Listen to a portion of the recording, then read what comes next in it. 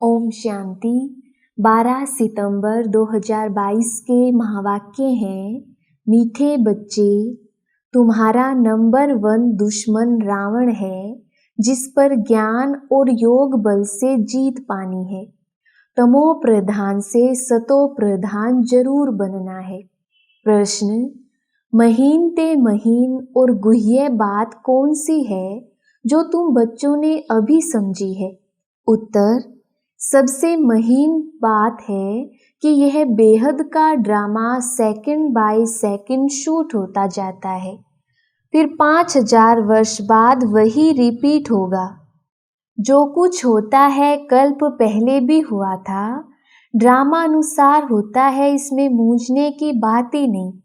जो कुछ होता है nothing new, second by second drama की रील फिरती रहती है। पुराना मिटता जाता, नया भरता जाता है। हम पार्ट बजाते जाते हैं, वही फिर शूट होता जाता है। ऐसी गुह्य बातें और कोई समझ ना सके। गीत ओम नमो शिवाय। ओम शांति। बच्चों ने गीत सुना कि एक ही सहारा है दुख से छूटने का। गायन है ना, सबका दुख हरता सुख करता एक ही भगवान है। तो जरूर एक ही ने आकर सबका दुख हरा है और बच्चों को सुख शांति का वर्षा दिया है, इसलिए गायन है। परंतु कल्प को बहुत लंबा चौड़ा बताने कारण मनुष्य कुछ भी समझ नहीं सकती। तुम जानते हो कि बाप सुख धाम का वर्षा देते हैं और रावण दुख धाम का वर्षा देते हैं। सतयुग में है सुख, कलयुग में है दुख। यह किसकी बुद्धि में नहीं है कि दुख हरता सुख करता कौन है। समझते भी हैं कि जरूर परम पिता परमात्मा ही होगा। भारत सतयुग था, लक्ष्मी नारायण का राज्य था। यह कहते हुए भी जो शास्त्रों में सुना है कि वहां यह कंस, जरासंधी, रावण आदि थे, इसलिए कोई बात में ठहरते नहीं है। तुम जानते हो यह सब खेल है। तुम्हारी बुद्धि में है कि हमारा दुश्मन पहले पहले रावण बनता है। पहले तुम राज्य करते थे, फिर वाम मार्ग में जाकर राजाई गवा दी। इन बातों को तुम ब्राह्मण बच्चे ही जानते हो। तुम्हारा और किसी दुश्मन तरफ अटेंशन नहीं है। तुम जिसको दुश्मन समझते हो वह किसकी बुद्धि में नहीं होगा। तुमको इस रावण दुश्मन पर जीत पानी है। यही भारत का नंबर 1 दुश्मन है। शिव बाबा जन्म भी भारत में ही लेते हैं। यह है भी बरोबर परम पिता परमात्मा की जन्मभूमि। शिव जयंती भी मनाते हैं, परंतु शिव ने आकर क्या किया वो किसको पता नहीं है। तुम जानते हो भारत ऊंच ते ऊंच खंड था। धनवान ते धनवान 100% हेल्दी, वेल्दी और हैप्पी थे, और कोई धर्म इतने जल्दी हो ना सके। बाप देखो किसको बैठ सुनाते हैं, अबलाएं कुब्जाएं साधारण। वह साहूकार लोग तो अपने धन की ही खुशी में हैं। तुम हो गरीब ते गरीब, नहीं तो इतनी ऊंचे ते ऊंची पढ़ाई ऊंचे मनुष्यों को पढ़नी चाहिए, परंतु नहीं, पढ़ते हैं गरीब साधारण। तुम कुछ भी शास्त्र आदि नहीं पढ़े हो तो बहुत अच्छा है।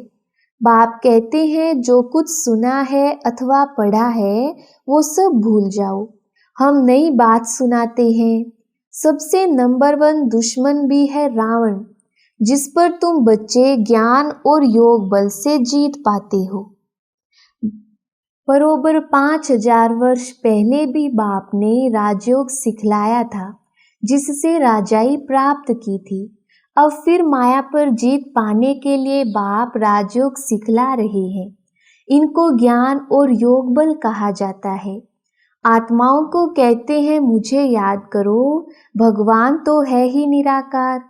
उनको राजयोग सिखाने जरूर आना पड़े। ब्रह्मा भी बूढ़ा है, बहुत जन्मों के अंत के जन्म में है।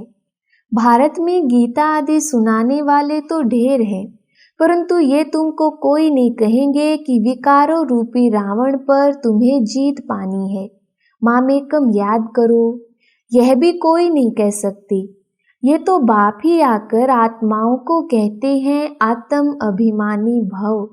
जितना बनेंगे उतना बाप को याद कर सकेंगे, उतना सतो प्रधान बनेंगे। तुम जानते हो हम सतो प्रधान देवी देवता थे, अब हम आसुरी बने हैं। 84 जन्म पूरे हुए हैं, अब यह है अंतिम जन्म। तुम बच्चे जानते हो बाप हमें समझा रहे हैं। वही ज्ञान का सागर, पवित्रता का सागर है। इस समय तुमको भी आप समान बनाते हैं। सत्युग में यह ज्ञान प्राय लोप हो जाएगा। ऐसे भी नहीं समझेंगे कि ये राज्य हमको परमपिता परमात्मा ने दिया है। अज्ञान काल में भी मनुष्य कहते हैं सब कुछ ईश्वर ने दिया है। वहाँ ऐसे भी नहीं समझते, प्रारब्ध भोगने लग पड़ते हैं। ईश्वर का नाम याद रहे तो यह भी सिमरें कि बाबा आपने तो बहुत अच्छी बादशाही दी है, परंतु कब दी, क्या हुआ, कुछ भी बता नहीं सकती। वहाँ धन भी बहुत रहता है, एरोप्लेन आदि तो होते ही हैं फुल प्रूफ।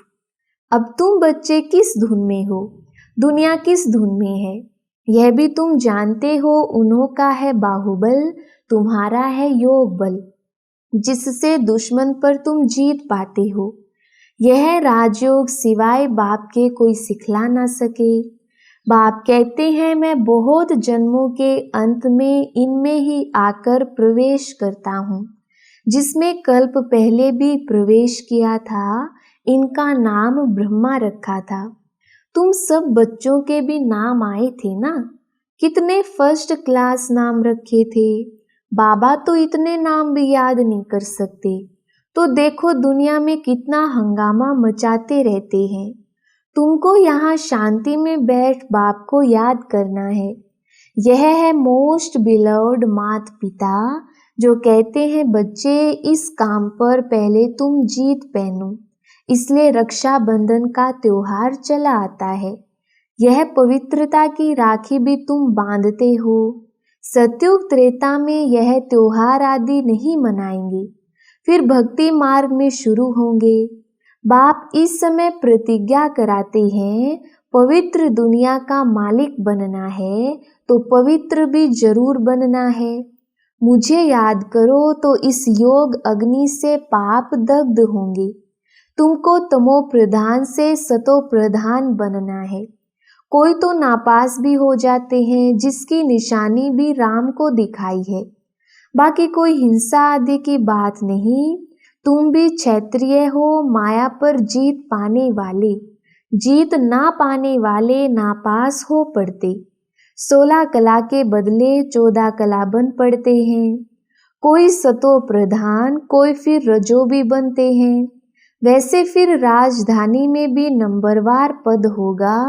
जो ब्रह्मा कुमार कुमारी कहलाते हैं वही वर्षे के हकदार बनते हैं। फिर इसमें जो पुरुषार्थ करेंगे और कराएंगे, बहुतों को आप समान बनाने की सर्विस की है। तुमको इस अंतिम जन्म में ही तमो प्रधान से सतो प्रधान बनना है।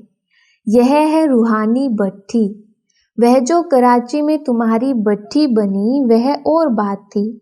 यह योग की भट्ठी और है। यह है योग बल की भट्ठी, जिसमें किचड़ा सब निकल जाता है। वहां तो तुम अपनी भट्ठी में थे, कोई से मिलना नहीं होता था। यह है योग की भट्ठी, अपने लिए मेहनत करनी होती है। आत्मा ही समझती है, आत्मा ही ज्ञान सुनती है ऑर्गन्स द्वारा। आत्मा ही संस्कार ले जाती है। जैसे बाबा लड़ाई वालों का मिसाल देते हैं, संस्कार ले जाते हैं ना, दूसरे जन्म में फिर लड़ाई में चले जाते हैं। वैसे तुम बच्चे भी संस्कार ले जाते हो, वह जिस्मानी मिलिट्री में चले जाते हैं। तुम्हारे में से भी कोई शरीर छोड़ते हैं तो इस रूहानी मिलिट्री में आ जाते हैं। कर्मों का हिसाब किताब बीच में चुकतू करने जाते हैं। ऐसे बहुत होंगे एक एक के लिए बाप से थोड़े ही पूछना है। बाप कहेंगे इससे तुम्हारा क्या फायदा, तुम अपने धंधे में रहो, पापों को भस्म करने का ख्याल करो। यह भोग आदि जो लगाते हैं ये भी ड्रामा में है, जो सेकंड बाय सेकंड होता है, ड्रामा शूट होता जाता है, फिर 5000 वर्ष बाद वही रिपीट होगा। जो कुछ होता है कल्प पहले भी हुआ था, ड्रामानुसार होता है, इसमें मूझने की बात ही नहीं। जो कुछ होता है nothing new, second by second drama की रील फिरती रहती है, पुराना मिटता जाता, नया भरता जाता है। हम पार्ट बजाते जाते हैं, वही फिर शूट होता जाता है। यह महीने बातें कोई शास्त्रों में नहीं है। तुम जब बच्चों को पहले पहले ये निश्चय करना है कि बाप स्वर्ग की स्थापना करने वाला है। बरोबर भारत को बाप से स्वर्ग का वर्षा मिला था, फिर कैसे गवाया, ये समझाना पड़े। हार जीत का खेल है, माया ते हारे हार है। मनुष्य माया धन को समझ लेते हैं। वास्तव में माया 5 विकारों को कहा जाता है। कोई के पास धन होगा तो कहेंगे इनके पास माया बहुत है, ये भी किसको पता नहीं है। अब कहाँ प्रकृति कहाँ माया, अलग अलग अर्थ है। मैगजीन में भी लिख सकते हो कि भारतवासियों का नंबर 1 दुश्मन यह रावण है, जिसने दुर्गति को पहुंचाया है। रावण राज्य शुरू होने से ही भक्ति शुरू हो जाती है। ब्रह्मा की रात में भक्ति मार्ग में धक्के ही खाने पड़ते हैं।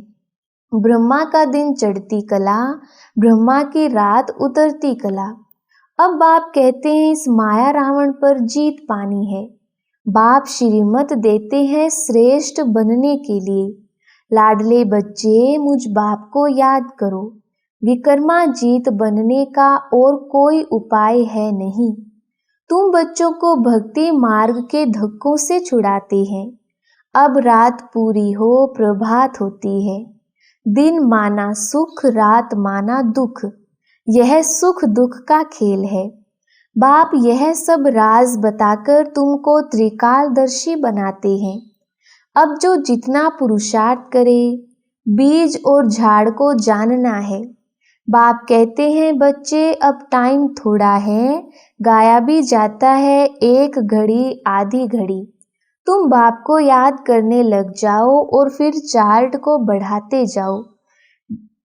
देखना है कि हम श्रीमत पर बाबा को कितना याद करते हैं।